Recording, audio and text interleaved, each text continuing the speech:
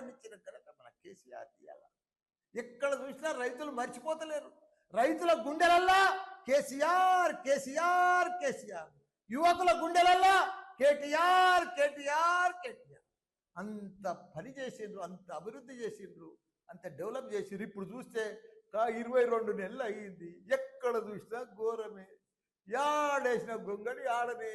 ఎక్కడ ఒక real estate దానికి పోతే అయితే ఒక ప్లాట్ అమ్మతలేదు, ఒక అపార్ట్మెంట్ అమ్మతలేదు, ఒక గజం అమ్మతలేదు. రైతులైతే బిడ్డ పెళ్లి చేస్తే కూడా అప్పుడు పోతలేదు. అంత ఘోరం అయిపోయింది. అసలు కరోనా కంటే కూడా అధ్వానమై. కరోనా మంచిగుండే. కరోనా 2 ఏళ్ళు వచ్చినా ప్లాట్లు అమ్మినాయి, బిజినెస్ అయింది, వ్యాపారాలు నడిచినాయి, అన్ని బంద్ ఉన్నా నడిచినాయి, పైసలు ఆడినాయి. ఇప్పుడు అసలు పైసలే ఆడతలేవు, పైసలే కనిపిస్తలేవు.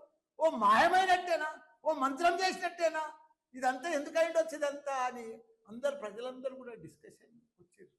అంత పెద్ద అన్నపూర్ణ రాష్ట్రం, అంత పెద్ద పంట పండింది, అంత అభివృద్ధి, వ్యాపారాలు, real estate, India level builder అంతా వచ్చి హైదరాబాద్కి వచ్చినాయి.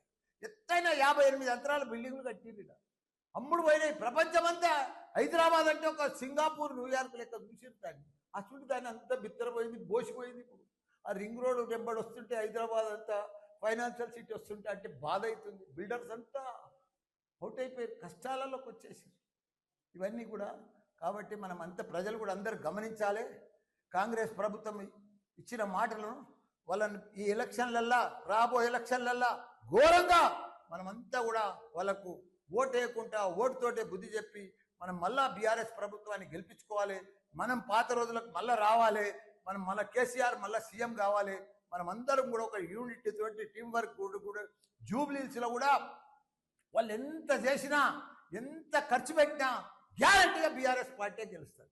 తప్పకుండా మేమంతా కూడా ప్రతి వాళ్ళ తిరిగి ప్రతి ఒక్కరికి కూడా ప్రజలకు అర్థమైపోయింది. వీళ్ళ మోసపూరిత పదార్థం, వీళ్ళ బాకీలని మొదలు ప్రజలకు గట్టి ఓటు అడగాలని చెప్పి ప్రజలు ఇంటింటికి పోతే వాళ్ళు ఇదే నిలదీయాలని కూడా చెప్తున్నా. అందరికి కూడా జై తెలంగాణ, జై కేసీఆర్.